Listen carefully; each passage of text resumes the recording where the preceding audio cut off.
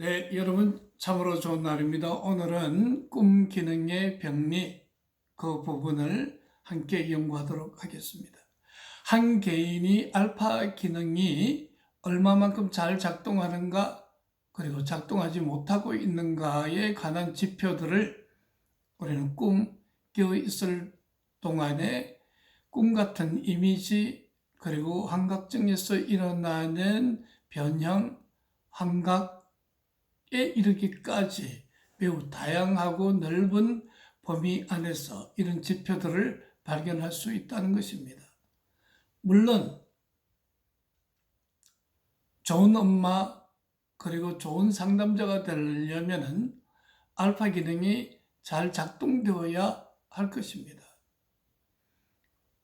왜냐하면 알파 기능은 베타 요소를 근본적으로 알파 요소로 전환시켜주는 역할을 하기 때문에 모든 정신화로 가는 하나의 출발점이라고 할 수 있겠습니다. 첫 번째 제목으로 환각에 대해서 살펴봅시다. 윌프레드 비어는 이 환각이라는 것은 소화되지 못한 과다한 정서 자극으로 본 거예요. 그리고 이로 인해서 불안이 엄청나게 마음 안에 야기되어지니까 결국 이 불안을 축출해 내려는 방어 기제로 환각을 말하고 있습니다. 그러므로 환각이 많다는 얘기는 소화되지 못한 정서 자극에서 불안에 많이 노출되어져 있음을 우리들에게 시사해 주고 있는 거죠. 환각은 일종의 병리적인 상태를 말해주고 있습니다. 그러므로 꿈 같은 이미지와는 구별될 수밖에 없겠죠. 그럼 환각이 아무 소용이 없느냐? 그렇지는 않을 거예요. 환각은 감각기관을 통해서 마음에서 밀어내는 방식으로 이루어지는데 소화되지 않는 베타 요소가 외부 세계로 방출되어야 하는 것처럼 일종의 이런 환각도 밖으로 밀어내어야 된다는 것입니다.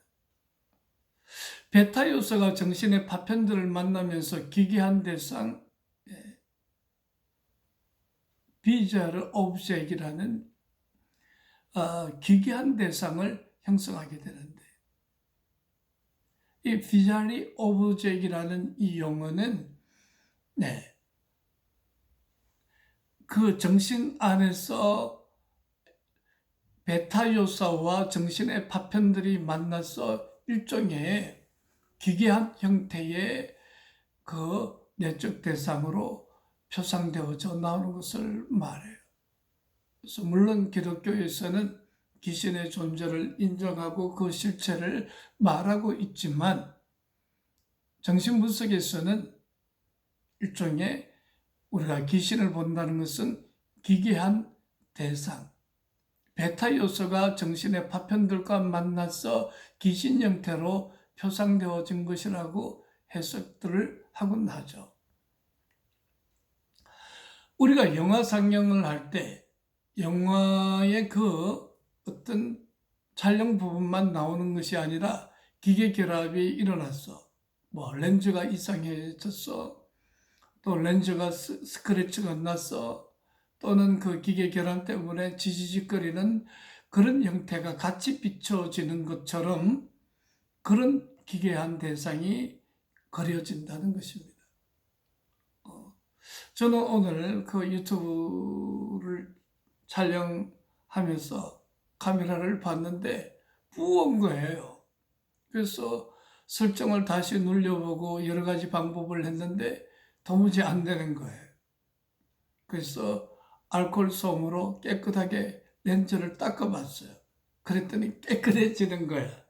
아마 그것은 제가 그 마유 기름을 이렇게 사용하는데 이 기름을 손에 묻히다가 렌즈를 살짝 건드렸나 봐요. 그러니까 렌즈 상태가 그 모양이 된 거죠. 그러니까 실제 영화가 아닌 기계에 의해서 렌즈가 뭐 스크래치 나서 그렇게 지지직거리는 그 번개 무늬로 화면에 나오듯이 그러한 것들을 바로 비주얼 오브젝이라고 말하는 것이죠. 그래서 베타 요소가 정신적인 파편을 만나서 일종의 기괴한 형태로 내적 대상을 본다는 것은 그만큼 베타 요소와 기괴한 정신적 파편에 몰입되어져 있음을 말한단 말이에요.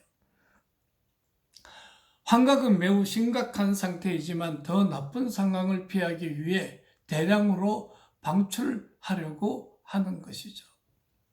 특별히 필드 오리엔티드 모델, 장지향적인 모델에서는 환각은 방출되어야 할 어떤 불안으로 보는 것이에요. 특별히 치료자 내담자가 만나는 장에서 일어나는 알파 기능과 관계에 의해서 충분히 소화되거나 변형되지 못하면은 이게 불안의 일부가 되어지고 이게 환각 상태로 표현되어진다고 보는 거죠. 예를 들어 마리오 케이스를 한번 본다면 마리오는 이와 같은 그 환각을 대량 방출이 필요한 상황에서 꿈을 꾸었고 이전에는 생각할 수 없었던 것들을 내적 세계 안에서 견디고 담아내고 소화하는 등 온전한 역량을 갖게 되었는데 물론 그런 시간을 갖게 되기에는 수개월, 수년이 흘렀다는 거예요. 바로 이런 마리오의 베타 요소가 정신적인 파편을 만나서 환각 형태의 그 어떤 상태에 있었는데 이 아이가 꿈을 꿨다 그랬잖아요. 그 꿈을 꿀 수 있었던 능력은 바로 분석가 페로에 의해서 아이가 내적 세계 안에서 견뎌내고 담아내고 소화하는 능력을 분석가가 가졌고 그 분석가의 그 힘을 내담자가 내재화해서 자기도 이와 같은 정신적인 성장의 반열로 바뀌어졌다는 얘기예요. 비오는 환각을 꿈의 실패로 보았고 또는 생각이 그대로 행동화되는 폭력적인 파괴성으로 나왔다고 말하기도 하고 또는 멜처는 거짓말로 또 마비에 대한 방어로 얘기하기도 했습니다. 아무튼 한 개인이 환각이 많다는 얘기는 현실 알파 기능과 접촉이 잘 안 되고 있음을 말하고 있어요.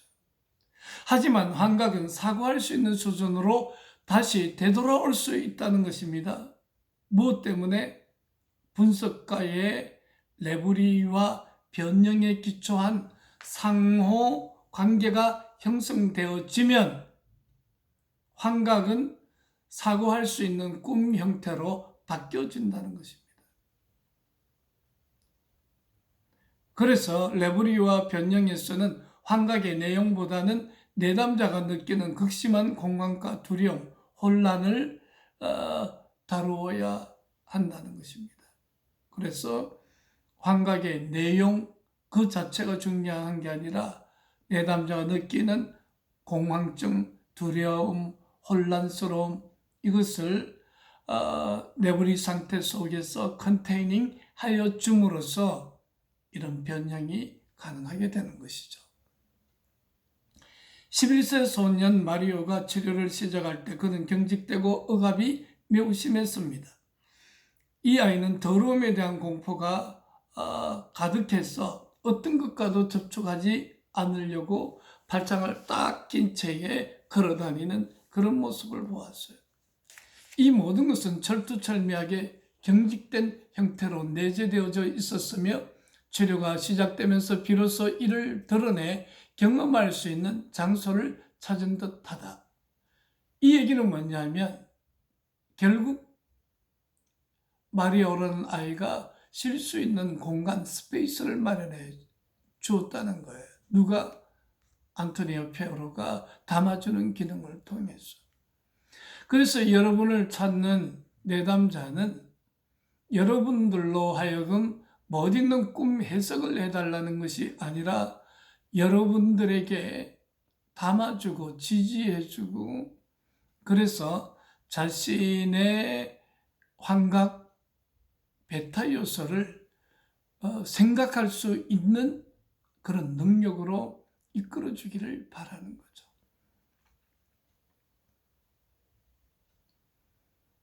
첫 번째 회개에서 페로는 내담자의 환각을 다룰 준비가 안 됐어요. 네. 분명한 이름을 붙이기가 어려운 환각이었어요.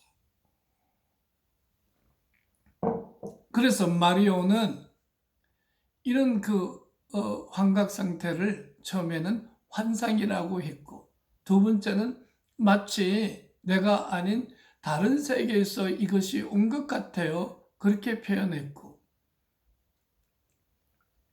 그리고 이제 환각을 분석가와 더불어 잘 다루게 되었을 때에 아이는 더 이상 마비되지 않고 이 환각을 맞닥뜨릴 수 있게 된 거예요.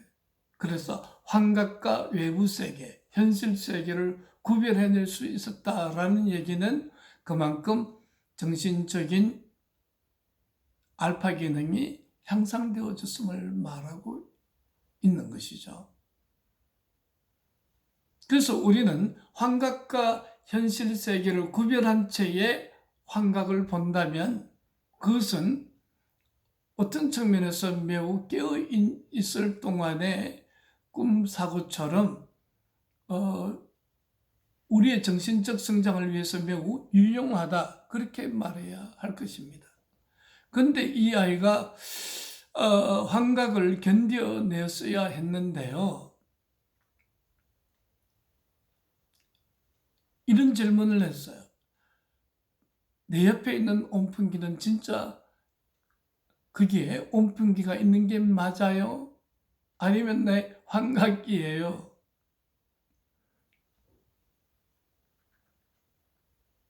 이때 페로는 마리오의 이 같은 증상, 환각 증상을 자신 안으로 수용하고 꿀떡 삼킨 거죠. 그리고 치료의 경로를 이렇게 하면 되겠다라는 깨달음이 있었고, 지체 없이 온풍기는 그게 진짜 있는 거야.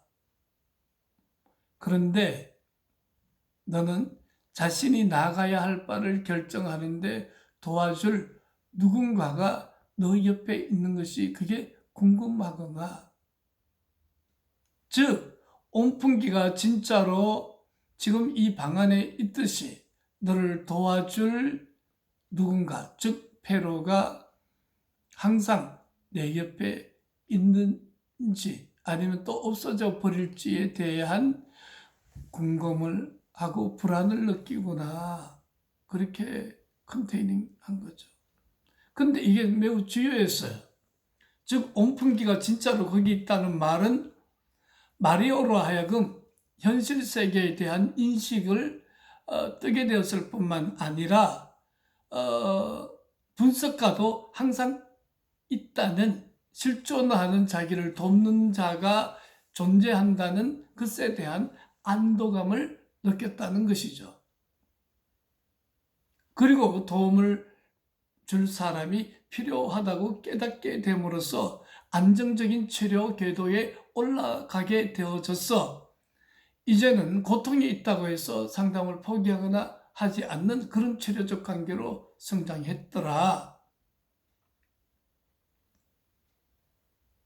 그리고 나중에 환각은 상상의 것이 되었다는 거예요. 즉 이 말은 현실과 구분됐다.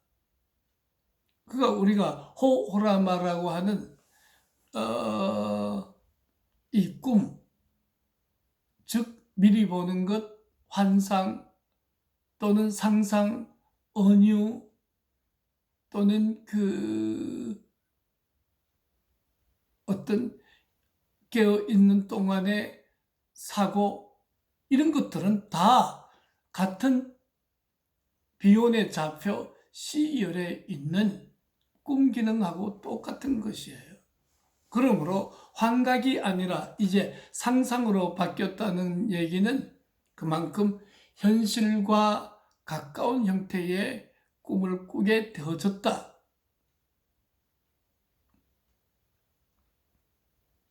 그런 말을 할 수가 있겠습니다. 그러면 이런 상상의 것들이 나타나는 순간에 그 전후의 말들, 또 분석가의 전이, 역전이, 이런 것들을 잘 붙잡으면서 그 순간들을 소중하게 다룰 때에 이런 환각이 변해서 상상으로, 현실성이 있는 상상으로 바뀌어진다는 것이죠.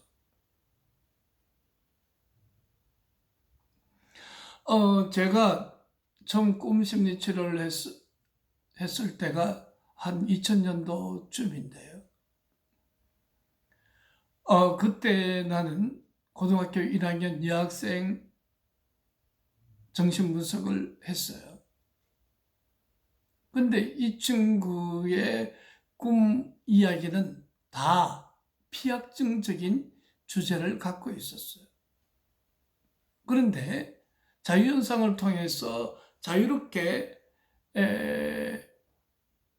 보이는 대로 말하라고 했더니 보라색 구슬이 위에서 위로 올라오면서 자기 눈앞에까지 붕 떠더니 눈앞에서 그 유리구슬이 팍 터져버리는 거예요.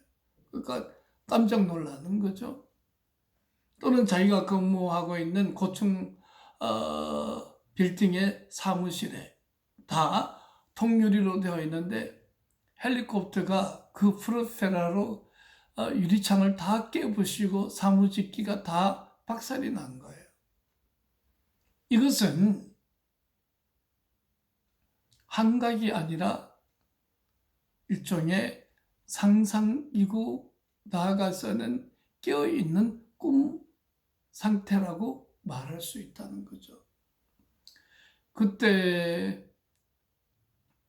내 선배 교수님들, 박사님들은 이걸 내담자의 환각으로 취급을 했는데, 이게 환각이 될 수 없는 것이 이 아이의 꿈 내용하고 자유현상에서 얻어진 이 깨어있는 동안의 꿈 꾸기가 매우 비슷한 형태의 내용으로 구성되어 있음을 볼 수 있죠. 같은 피약이라는 점, 그리고 학업성적이 우수하고 또 어느 정도 반 아이들 텀에서 잘 적응해내는 능력이 이 아이에게 있음을 볼 때에 이것은 정신증에서 나오는 환각 상태가 아닌 나름대로 건강한 상상력 또는 뭔가 낮 동안의 꿈꾸기에 해당된다고 말할 수 있겠어요. 그러니까 환각이라도 우리는 심리치료에서 중요한 도구로 사용해야 했는데, 이것이 컨테이닝 되어지게 되면, 즉 알파 요소와 자주 접촉되어지고 알파 기능에 의해서 당겨지게 되면 이 자체가 정신의 성장을 위해서 중요한 어떤 가치 있는 밑거름이 되어지는데도 불구하고 내 선배 교수들은 마치 내담자가 미친 사람처럼 취급하는데 좀 마음에 불편함이 있었어요. 그러니까 선배 또는 명성이 있는, 얘기만 하면 알만한 유명한 분들인데, 그런 분들과 함께 스터디를 하면서 연구 모임을 가지면서 그런 명성이 있고 선배라고 해서 다 뛰어난 해안을 갖고 있거나 해박한 지식을 갖고 있지는 않다는 것을 알게 됐어요. 환각증 속에서의 변형이라는 다른 제목을 보면 비오는 환각증 속에서의 변형에 관해 주장했으며 환각증 속에서의 변형은 환각처럼 방출적인 성격은 같지만 덜 분열되어져 있다. 그러니까 환각증이 환각보다도 좀 뭔가 정신적인 알파 기능, 사고할 수 있는 기능과 연결되어져 있음을 볼 수 있잖아요. 따라서 감각 요인들이 방출되더라도 이 변형에서는 희미한 의미의 흔적들을 발견할 수 있다. 주위에 있는 사물들을 본질적으로 의미가 있지만 아직 생각이 필요하지도 생각할 수도 없는 것으로 지각된 것이다. 하지만 환각과 달리 환각증 속에서의 변형은 현실에 실제하지 않는 대상을 지각하는 것이라기보다는 존재하지 않는 관계를 지각해낸다는 것이죠. 그러므로 환각증 속에서의 변형은 환각과 달리 환각은 실제 하는 대상에 대해서 제대로 지각하지 못하지만 환각증은 실제하는 대상은 충분히 지각하고 단지 존재하지 않는 관계에 대해서 깨닫는 지각하는 그런 형태인 것이죠.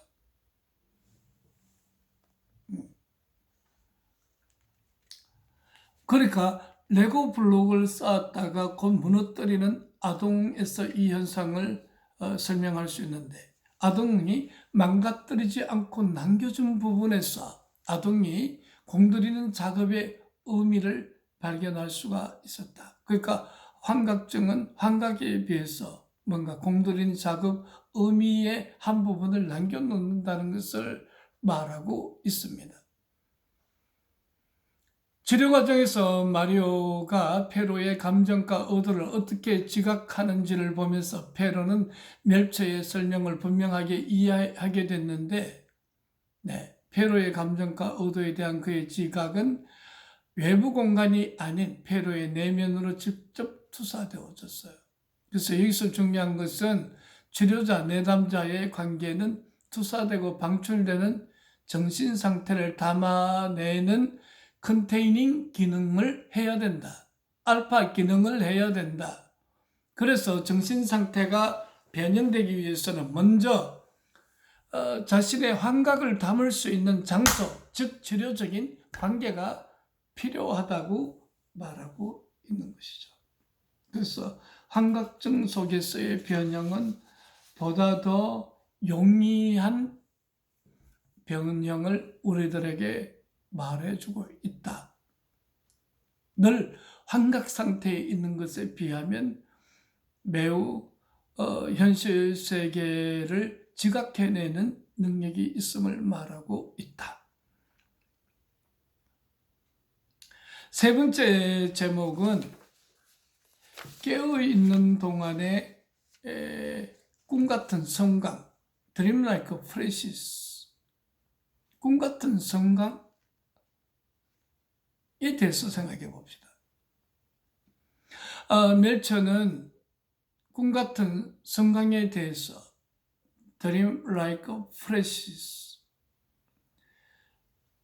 꿈같은 성강에 대해서 언급을 했는데 이것은 시각적 이미지는 환각적인 성격을 띠지 않더라. 그러니까 꿈과 환각 사이에 멜처는 꿈과 환각 사이에 있는 현상으로 꿈같은 성강을 말하고 있어요.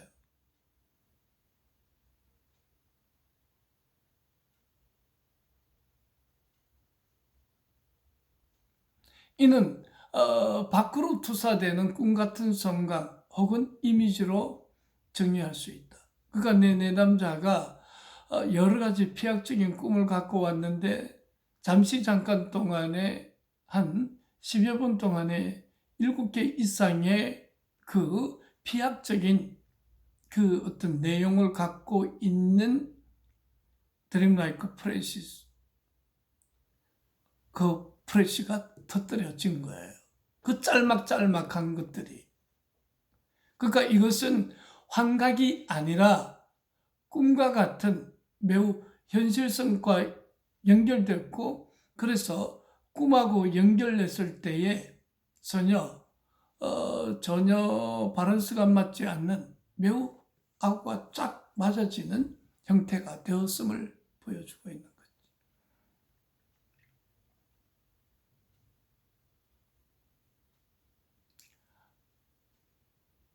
환각과 시각적 성광을 구별할 때 이미지의 내용은 중요하지 않다. 중요한 것은 내담자의 행동이다. 내담자는 기괴한 대상을 연상할 수 없지만 꿈에 대해서는 협력적인 태도를 취할 수 있고 연상할 수 있어요. 그래서 환각과 시각적 성광을 그러니까 결국 꿈에 대해서는 협력적인 태도를 취하고 연상을 통해서 꿈 연상을 통해서 또 다른 캐릭터 형태가 만들어지게 된 거지. 내 내담자 같은 경우에. 그러니까 캐릭터가 새롭게 생산이 됐는데 그 생산은 매우 꿈하고 연결되어져 있더라. 그러나 기괴한 대상은 연상할 수 없다. 그 얘기는 이거는 베타 요소가 어떤 정신의 파편들하고 만나서 매우 귀신과 같은 그 끔찍한 형태로 자기 안에서 보여진 것이기 때문에 잘 기억하지 못하고 연상하지 못하는 측면을 갖고 있어요.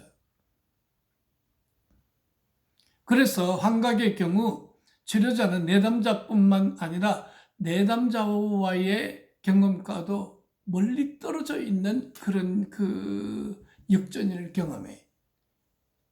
그러나 꿈 같은 성광 때는 금방 상담자의 역전이 안에서도 매우 가깝게 느껴지고, 그 다음에 내담자가 연상으로 연결되어지고, 상담자는 내부리로 금방 그것의 내용물들을 알아차려내는 매우 긍정적인 효과가 있다는 거지.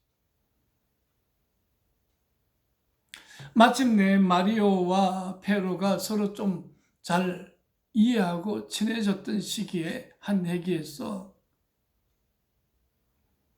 마리오는 치료자에게 새롭고 다정한 감정을 느끼곤 했어요. 그래서 그 아이는 이렇게 말해서 아버지가 원하시면 지금 이 방 안에 들어오셔도 될까? 라고 아마 상담자가 아이에게 질문을 했어요. 여기서 아버지는 진짜 아버지이면서 폐로 자체인 거죠. 그러니까 이때까지만 해도 뭔가 다정한 감정을 아이와 상담자가 느끼긴 했지만 아직 치료자가 스스로 권위적인 자리에 머물렀을 때 이런 질문을 한 거지. 근데 페로가 이런 질문을 했을 때 마리오는 그 속을 뚫어지게 보면서 저기에 개구리가 보여요. 여기 개구리는 아버지, 즉 상담자로서 말하고 있는 거죠.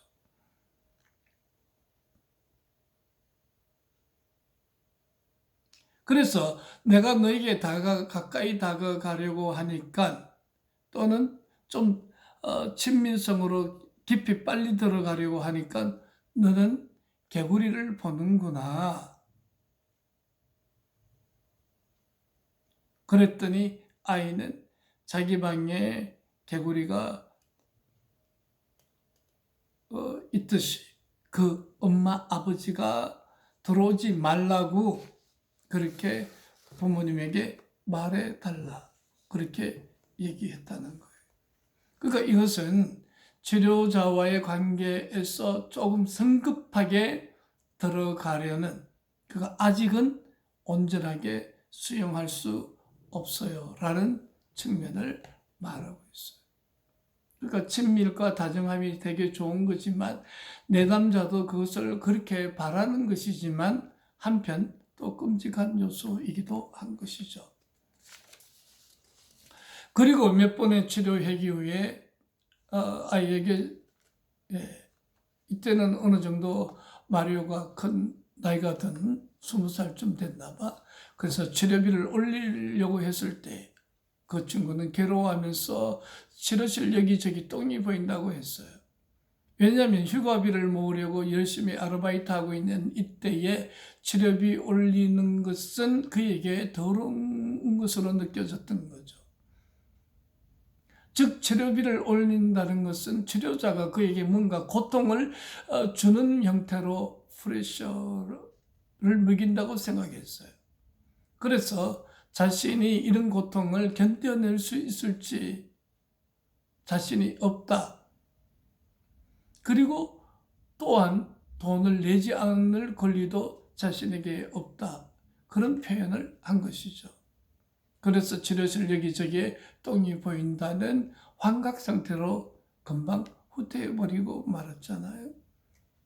그러니까 마리오는 아마 10여 년 가까이 페로가 치료를 했음에도 불구하고 이런 자극에서 이런 표현을 하는 것을 보면 환각 상태, 즉 분열증 상태에 있는 한 개인이 건강한 정신화로 바뀌어진다는 것은 상당히 쉽지 않은 거죠. 그러니까 필드 오리엔티드 티오리 이 이론의 관점에 의하면 분석과 내담자의 관계를 중요시하는 관점을 말해요.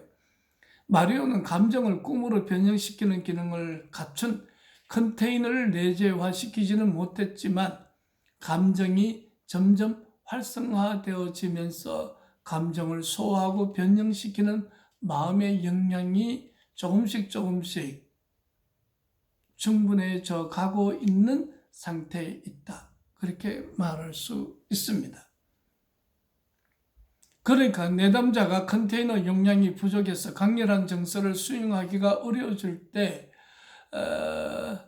뭔가 꿈 같은 이미지가 나타나곤 했어요. 특별히 카를라에게 여름 휴가가 다가온다고 할 때 그녀는 두려움을 느끼면서 이렇게 말했어. 부풀어오는 개구리가 보여요. 개구리가 폭발해요. 그것은 폭발할 것 같은 두려움, 즉 뭔가 두려움과 불안이 도를 넘어서는 공황 발작에 표현하고 비슷하죠. 달리 말하면 분석가의 해석이 자신의 감정을 제대로 설명하지 못한다고 느꼈을 때 그녀는 이렇게 말했어요. 선생님, 의자가 부셔져서 바닥으로 무너져 내리고 있어요.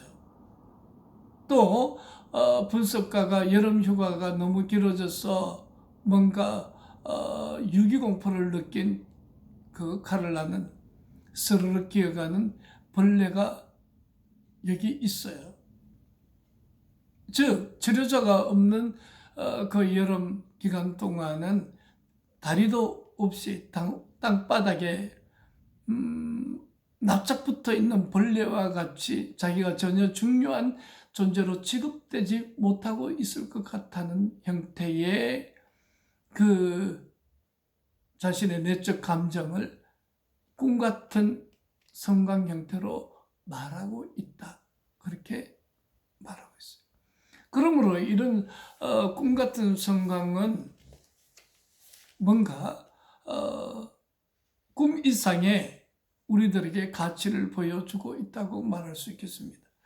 그러므로 환각은 담는 기능뿐만 아니라 생각 그 자체에 있어도 훨씬 더 병리적인 상태를 반영하는 것이라고 말할 수 있겠어요. 깨어있을 때의 꿈같은 성강은 비온이 소개했고 멜처가 발전시켰어요. 그래서 멜처는 말하기를 우리는 기억하거나 기억하지 못하는 밤에 꾸는 꿈이 사실은 우리가 잠들거나 깨어있는 것과 상관없이 끊임없이 진행되는 여러 가지 과정 중에 하나일 뿐이다. 그러므로 잘 때 꿈이나 깨어있는 동안의 꿈 같은 이미지 성광이 들어온다는 것은 같은 맥락의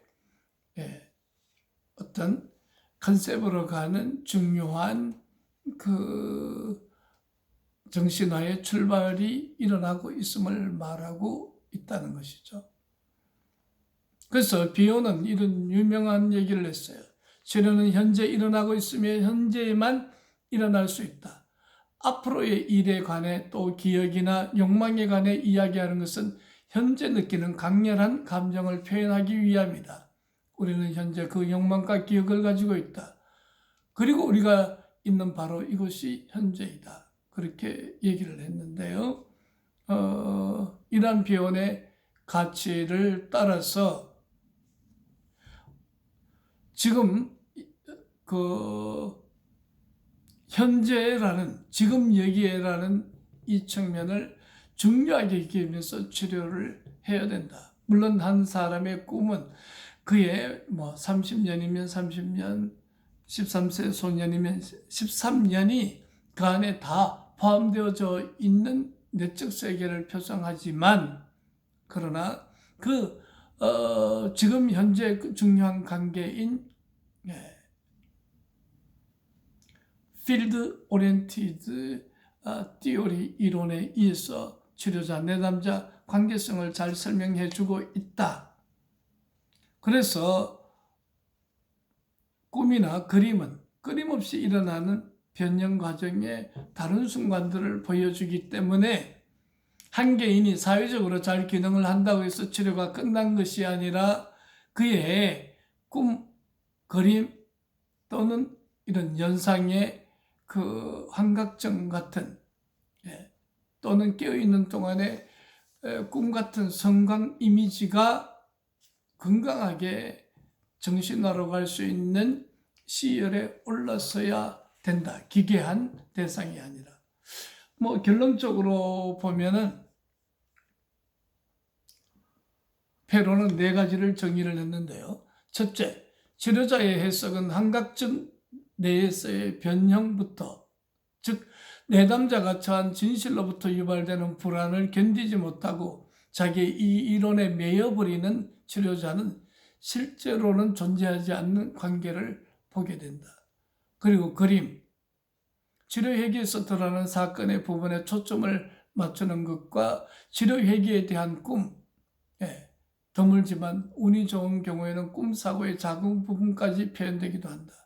이런 것들은 연속선상의 한 지점에 위치한다는 것입니다. 좀 이따 수업 시간에 이 부분에 대해서는 상세하게 더 다루도록 하겠습니다. 두 번째, 내러티브에서 시각적으로 불러일으켜진 것들과 내러티브에 대한 해석이라고 할 수 있는 치료 회계에 드러나는 말들을 통해 시각적 은유화가 이루어진다. 3. 치료 회기, 대화 또는 그림에 대한 꿈꾸기를 통해 그것들에 대한 이야기를 할 수 있게 되더라. 4. 기능적 합체물과 캐릭터는 치료자 내담자 커플의 정신 기능이 일종의 홀로그램처럼 드러나는 것이다. 달리 말하면 오가는 양측의 투사적 동일시가 순간의 시각적 형태로 드러나는 것이라고 정의를 하고 있습니다. 네, 오늘은 안토니오 페로의 꿈 기능에 대한 병리, 그래서 환각과 환각증에 대해서 살펴보았고요. 특별히 두 번째는 환각증 속에서는 이런 변형이 일어나더라고 정의를 했고, 특별히 깨어있을 동안의 꿈같은 성광은 치료에 매우 가치 있는 성광, 프레쉬로 그렇게 작동을 하더라라고 말하고 있습니다. 좀 어려운 부분을 우리가 나누었지만 수업 시간에 화상 강의를 통해서 차근차근 또 공부해 봅시다. 샬롬, 오늘도 좋은 날 되십시오.